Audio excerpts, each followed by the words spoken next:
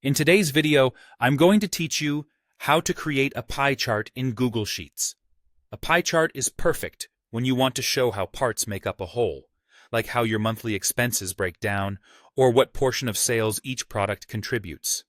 I'll walk you through the process from start to finish and share a few helpful tips along the way so your chart looks clear and professional. First, open your Google Sheets document. Make sure the data you want to visualize is laid out in a simple, tidy table. Ideally, you'll have labels in one column, things like categories or names, and the corresponding numbers in the next column. If you have a header row, such as category and amount, keep it in place. Google Sheets can use that to label the chart properly. Also, check that the values are numeric and that there aren't any blank rows or stray text in the number column, as that can confuse the chart.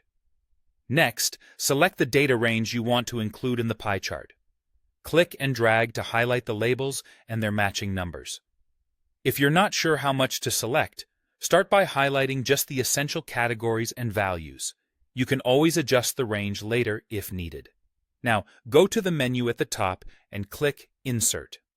From the drop-down menu, choose Chart. Google Sheets will create a default chart and open the chart editor on the right side of your screen. In the chart editor, under Chart Type, choose Pie Chart. If you don't see it immediately, scroll through the options or type Pie in the search box. Your chart will update instantly to reflect the pie format. If the slices don't look right, double-check that you selected the correct range and that your labels and numbers are aligned in adjacent columns. With the pie chart in place, adjust the settings as needed.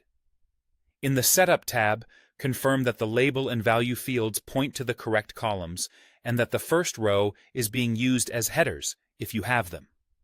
In the Customize tab, you can change the title, choose Slice Colors, show Data Labels, and decide whether labels appear as percentages, values, or both.